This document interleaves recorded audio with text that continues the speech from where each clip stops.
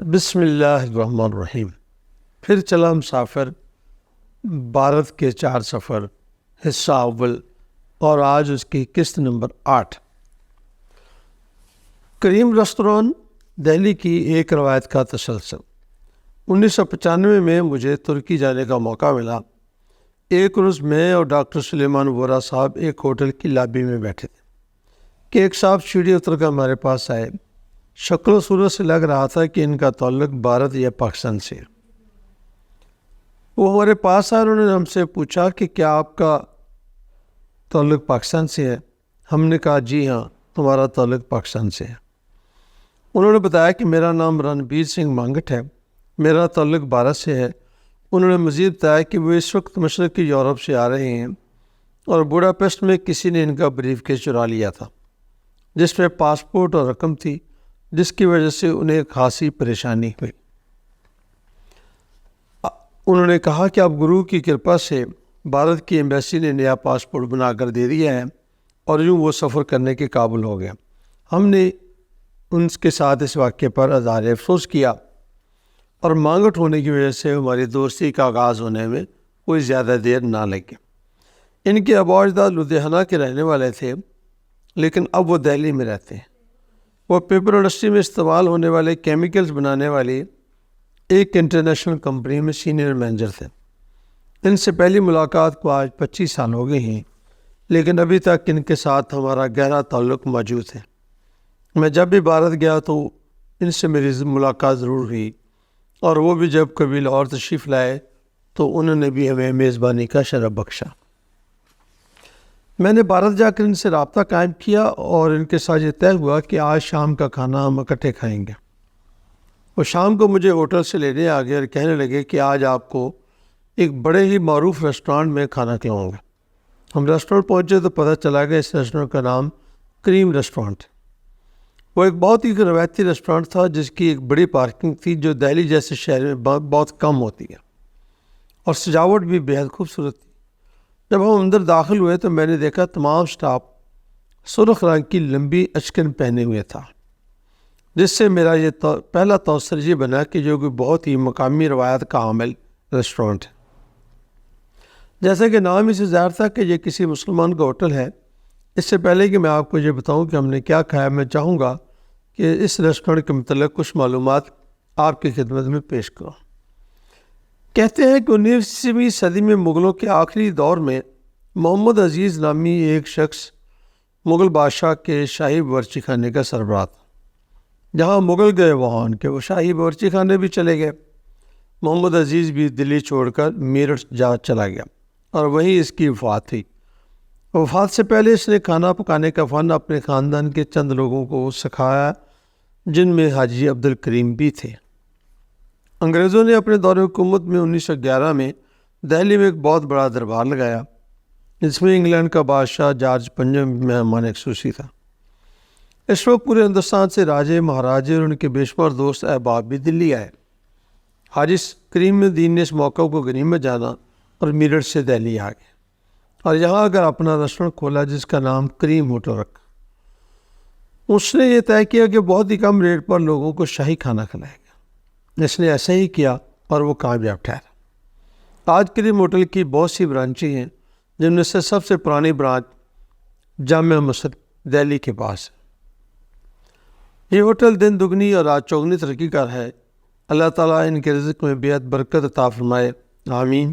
اس وقت کریم صاحب کی 4تھی نسل یہ کام کر رہی ہے اور بہت ہی خوب کام کر رہی ہے۔ جب ہم اندر گئے تو رنبیر مانگٹ صاحب نے کہا کہ ان کی ایک بہت ہی اسپیشل ڈش ہے جسے مکھنی دال کہتے ہیں۔ مسور کی ثابت دال جو قدرتی طور پر سیاہ رنگ کی ہوتی ہے کو خاص طریقے سے پکاتے ہیں اور اسے مکھن کے ساتھ پیش کرتے ہیں۔ شاید یہیں سے یہ محاورہ بنا ہوگا، یہ منہ اور مسور کی دال۔ ہمارے بچپن میں ہمارے گھروں میں یہ معروف ترین کھانا ہوا کرتا تھا، اس لیے کہ یہ سستا پڑتا تھا، دال بھی مہنگی نہیں ہوتی تھی اور مکھن تو گھر ہی میں بنایا جاتا تھا۔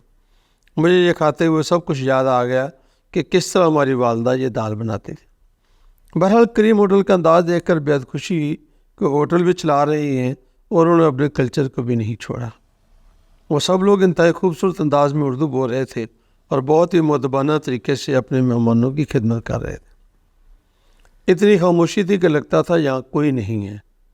دور و دیوار بھی ایک روایتی انداز سے سجائے ہوئے تھے، جو کھانا مقدر میں تھا وہ کھا لیا۔ لیکن وہ منظر اب بھی یاد ہے کہ جب بھی میں اب کبھی بھارت جانا ہوا تو انشاءاللہ حاجی کریم الدین کے لگائے ہوئے اس پودے سے ضرور فیض یاب ہوں گے۔ اس طرح سے میرا دوسرا دن بھی بخیر و عافیت گزر گیا۔ رنبیر سنگھ مانگڑ صاحب نے مجھے ہوٹل اتارا اور میں یہ سوچ کر سو گیا کہ صبح 6 بجے خفیہ ایجنسی کا میرا دوست رام لال ملنے آئے گا اور میں اس سے پوچھوں گا کہ اس کی پتنی کا کیا حال ہے، کیونکہ اس نے کل بتایا تھا کہ اس کی طبیعت ٹھیک نہیں۔ درشن چوری عرف بیرا۔ اگلے روز رام لال کے جانے کے بعد تقریباً 10 بجے شرما صاحب تشریف لے آئے۔ آج پلان کے مطابق مجھے ان کی ڈائز بنانے والی فیکٹری میں جانا تھا، کیونکہ میں ان سے ڈائز خریدنا چاہتا تھا۔ شرما صاحب نے بتایا کہ ہم یہاں سے دفتر چلیں گے اور پھر دفتر سے بیرا جی آپ کو ڈائز بنانے والی فیکٹری میں لے کر جائیں گے۔ بیرا جی کا لفظ سن کر میں ایک دفعہ تو چونک گیا، کیونکہ یہ لفظ ہمارے گھر میں بڑے بھائی کے لیے استعمال ہوتا ہے۔ میرے والد محترم اپنے بھائی اور کزن میں سے سب سے بڑے تھے، اس لیے سب لوگ انہیں بیرا کہتے تھے۔ ویر بھی بھائی کے لیے بولا جاتا ہے، لیکن بیرا کا مطلب بھی بڑا بھائی ہی ہے۔ مجھے بھی میرے کزن اور بھائی بیرا ہی کہتے ہیں۔ اب ایک دو کے علاوہ باقی سب نے بھائی جان کے لفظ کا استعمال شروع کر دیا ہے۔ یہ ہماری پنجابی زبان پر اردو کے اثرات کی ایک نشانی ہے، لیکن بھارت میں ایسا نہیں ہے۔ پنجابی بولنے والے لوگ ابھی بھی اپنی زبان کے ساتھ بڑے اچھے طریقے سے جڑے ہوئے ہیں۔ میں نے شرما صاحب کو بتایا کہ یہ لفظ ہمارے گھر میں بھی بڑے بھائی کے لیے استعمال ہوتا ہے۔ درشن چوری صاحب اس کمپنی کے مالک ہیں، ان کو بھی ان کے بڑے بھائی ہونے کی وجہ سے بیرا کہتے ہیں۔ شرما صاحب نے کہا، آپ نے ٹھیک سمجھا۔ انہوں نے بتایا دہلی میں یہ لفظ نہیں بولا جاتا، لیکن پنجاب کے کچھ علاقوں میں بڑے بھائی کے لیے بیرے کا لفظ اب بھی استعمال ہوتا ہے۔ اس سے میرا بیرا جی کو ملنے کا اشتیاق اور بھی بڑھ گیا۔ ہم اندرون دلی ان کے دفتر چلے گئے، جہاں بیرا جی تشریف فرما تھے۔ درمیانے قد کا ایک 50 سالہ شخص جو طبیعت کے لحاظ سے نہایت ہی بردبار تھا۔ ان کی باتوں سے یوں محسوس ہوتا تھا کہ اپنے کاروبار کو بہت اچھے طریقے سے سمجھتے ہیں اور اپنے خاندان کو بھی مناسب انداز میں لے کر چل رہے ہیں۔ وہ مجھے لے کر اپنی فیکٹری چلے گئے، جو دہلی سے خاصے فاصلے پر تھی۔ راستے میں مجھے ان سے بہت سی باتیں کرنے کا موقع ملا۔ ہم ڈائز بنانے والی فیکٹری میں بیٹھے تھے کہ وہاں پر ایک انتہائی دلچسپ واقعہ پیش ہے۔ ہماری موجودگی میں ایک صاحب اسکوٹر پر آئے۔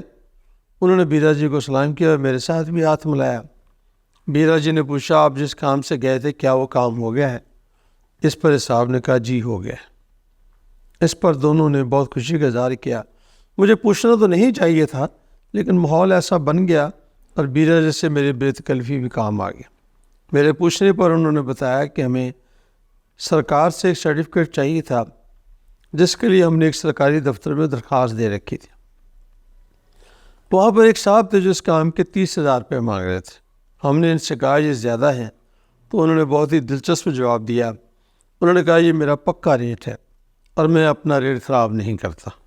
اس کے ساتھ ہی انہوں نے بتایا کہ میں 2 ماہ بعد یہاں سے ریٹائر ہو رہا ہوں۔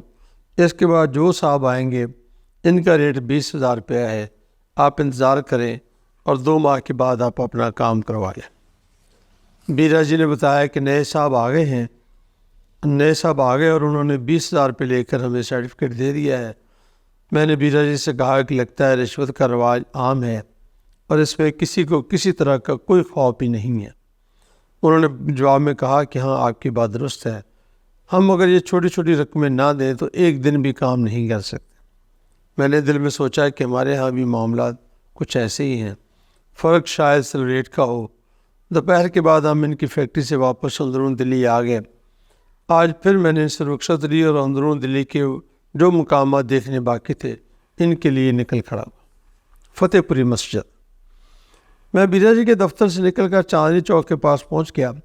میں سب سے پہلے فتح پوری مسجد دیکھنا چاہ رہا تھا، جس کے متعلق یہ سنا تھا کہ یہ مسجد بہت وسیع تو نہیں، لیکن بہت ہی خوبصورت ہے اور مغل فن تعمیر کا ایک نہایت ہی خوبصورت شاہکار ہے۔ چاندنی چوک کے مغرب میں واقع فتح پوری مسجد 17ویں صدی کے وسط میں تعمیر کی گئی تھی۔ اس کا نام شاہ جہاں کی ایک بیوی فتح پوری بیگم کے نام پر رکھا گیا تھا۔ یہ مسجد مکمل طور پر سرخ پتھر سے بنی ہوئی ہے۔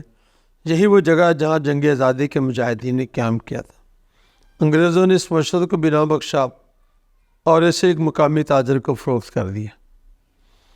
اس مسجد کو دیکھنے کے بعد میں اس بات کا قائل ہو گیا کہ شاہ جہاں میں قدرتی طور پر ایک فن تعمیر کا ماہر چھپا ہوا تھا، اور اس سلسلے میں اس کے اہل خانہ بھی کسی سے کم نہ تھے۔